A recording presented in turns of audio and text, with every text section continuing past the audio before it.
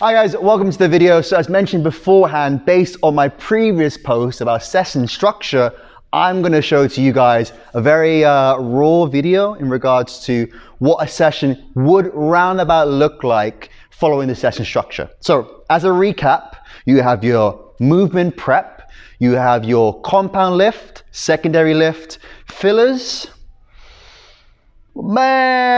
conditioning or your calorie burning section, and then finally you have your cool downs. So I'm going to do a shoulder workout today. I'm not going to show you the full exercises as in all 6 or 7 of them. I'm only going to simply show you an example of a main lift, example of a secondary lift, etc, etc. So I already jumped on the assault bike, and you can choose whatever you want, by the way. You can use the assault bike, you can use the treadmill, the cross trainer, or whatever it might be, just to get the heart rate going and the blood pumping as well. So now the first portion will be the movement prep. So as mentioned from the video, you want to mobilize the muscles or joints that you'll be using for the workout. So focusing my shoulder here. Now I've got a mat here in front of me.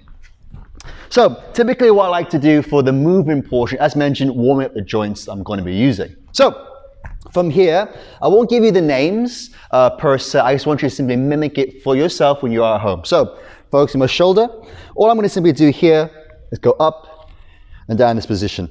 Now, what I will typically do in the actual workout itself, I might go into the do's and don'ts of each exercise. I might go into very minimal detail or a lot of detail. It just really depends on how the mood takes me. But typically when you do these warm exercises, you do it around about, I would say 4 to 5, maybe more the better, realistically so.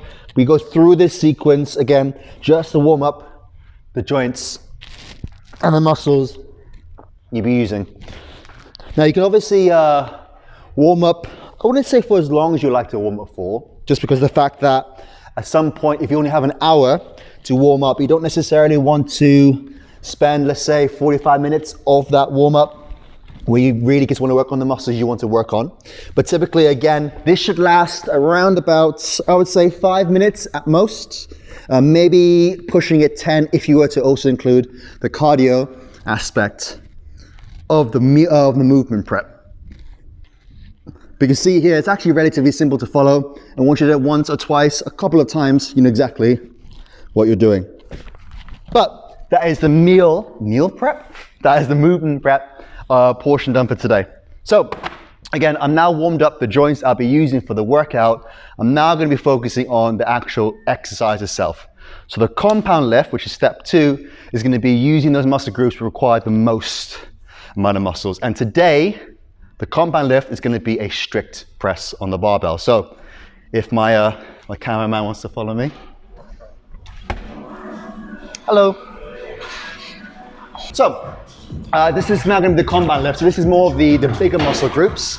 Now what I'll do is when I typically do start a compound lift, because it is a bigger muscle group, I want to make sure that the movement itself is also warmed up, not just only my muscles. So typically I always start with either a bodyweight option or with an empty bar. So what the strict press looks like, very simply, again, just for the warm up, it's going to go up and down in this position.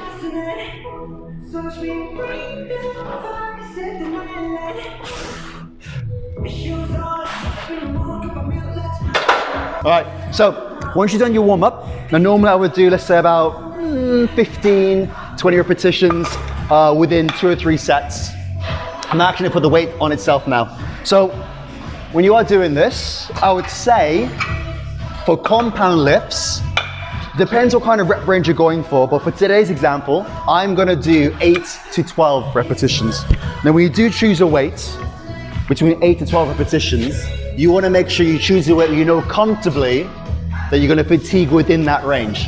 If, for example, I do the exercise and I fatigue well past 12 repetitions, I know for a fact the weight's too light, so therefore I want to obviously increase the weight. If I fatigue within 2 or 3 repetitions well before the 8 to 12, very simply, you want to decrease the weight. So this is roughly where I want to be for my 8 to 12 repetitions. Again, this is the compound lift.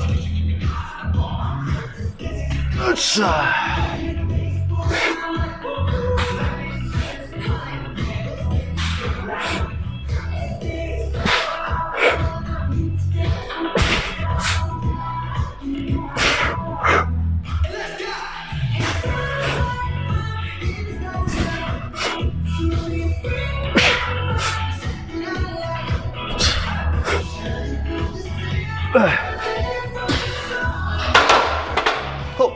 And there, I rest for around about, because it is a bigger movement,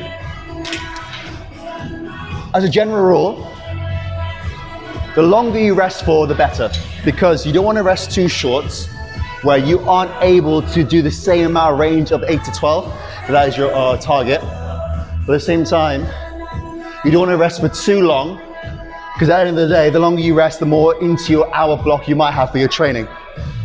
So when I'm resting for bigger lifts, 90 seconds, at most 2 minutes.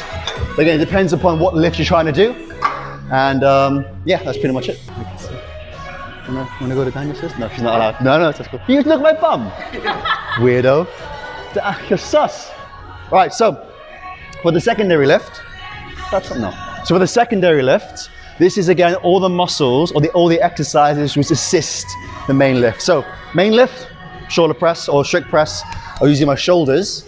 Now I'm gonna use secondary lifts, which uses typically smaller muscle groups, but with any exercise you want to use, as long as it assists with the main lift. So what I'm gonna do, whoosh, is I'm gonna do a Z press. So again, same idea in terms of rep range, 8 to 12. Choose a weight I know I'm gonna come through fatigue between 8 to 12. Around about 3 sets as well, with 90 seconds to 1 minute 20 rest in between.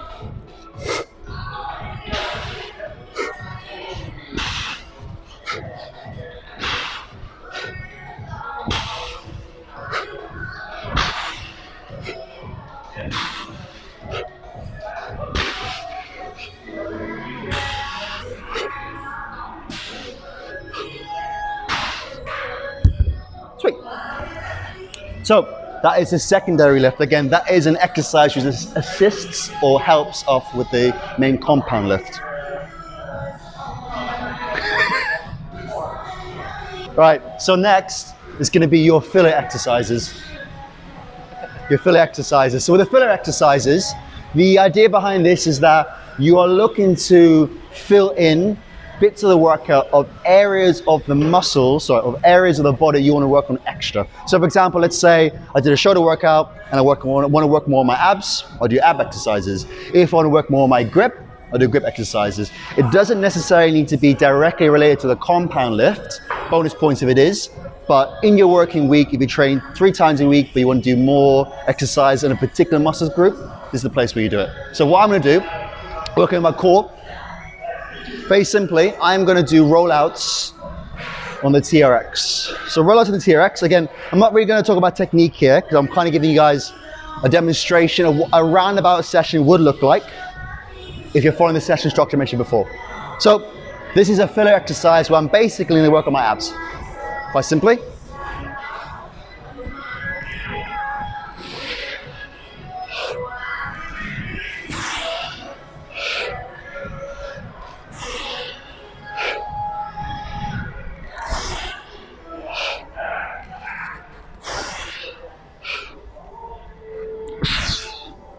Sweet. So that's the filler now done. Now normally what I would do for fillers is I would do around about maybe 2 or 3 exercises, very similar to my secondary lift. Compound lift 1, secondary lift 2 to 3 exercises, maybe 4, and very similar to the filler exercises, depending on how much time you have, 2 to 3 as well. What I'm going to do now, after I wet wipe, is that I'm now going to do the conditioning aspect of today. Now, the reason why you want it at the very end of the workout opposed to the beginning is you want to make sure that when you are lifting weights, you want to be pretty much fresh to ensure that you're lifting the weights efficiently as possible with the most amount of energy. Unless your goal is specifically for conditioning, that's going to be a different session, you'll dedicate 1 session to the conditioning. Or for the example for today, where you want to put on some muscle, but at the same time add some kind of variety at the end, rather have the weightlifting portion first, and then the cardio aspect at the very end. So what we'll do now for conditioning, we will go, we'll go over here. All right, so with the conditioning, I've chosen the assault bike. So very simply, with the conditioning aspect of things, there's very similar to weightlifting. There's a lot of things you can change around. For example, with the weights, you can change around the sets, the weight and the repetitions. Similar with any kind of conditioning, you have 3 options as well. How long you work out, how long the work period is, how long the rest period is, and how many sets you do. So if you do want a general kind of guideline, what I would suggest as for a beginner, 2-to-1 ratio, which basically means a 1-to-2 ratio, 10 seconds of work, followed by 20 seconds of rest, around about, let's say 2 or 3 times. That's how I roughly do it from there. So I'll demonstrate to you what you guys will look like from here. Now, conveniently in the assault bike, all you have to press is 1 button. So top right, 10 seconds on, 20 seconds off, which is your 1-to-2 ratio. So when I do press it, it'll go straight away. And then 3, 2.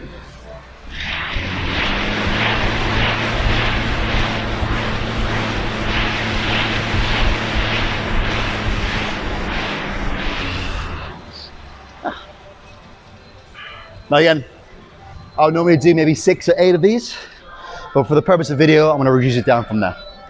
So far that is the movement prep, compound, secondary, filler, conditioning, and finally your cool down. Now the purpose of the cool down, as mentioned in the post beforehand, you want to do exercises which 1, reduces your heart rate, and 2, aid in muscle recovery post-workout. So the good thing here is that you want to make sure you are matching the cool down exercises with the lifts you just did. So I know I did a lot of shoulder-based stuff today, so I'm going to basically use my shoulder. So similar, that's your face. So similar to the core exercises, I would say the longer you are here, the better, or going down to time commitments. But again, you want to work out or do the core exercises which are relevant to what you did in the compound lift or in the overall session. There's no real limit about how long you do this for, by the way. Again, the longer the better. A general rule that was taught to me here is that when you are mobilizing or cooling down, you want to cool down where there's 3 things you're looking to kind of achieve. 1, there's a change. 2, there's no change. Or 3, there's pain. If there's pain, so you immediately stop it. If there's a change, good, stick with it. If there's no change, that's okay. More than anything, use for maintenance.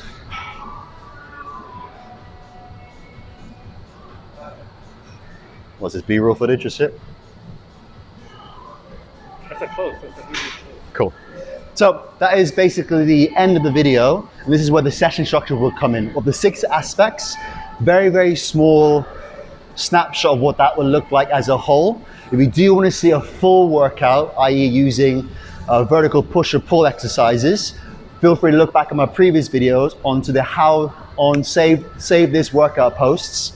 Have a look at it and see how I incorporate the exact same concepts today in that workout. And again, if you enjoy the content, like, share, comment, save, spread the news, and as always, stay classy. Perfect.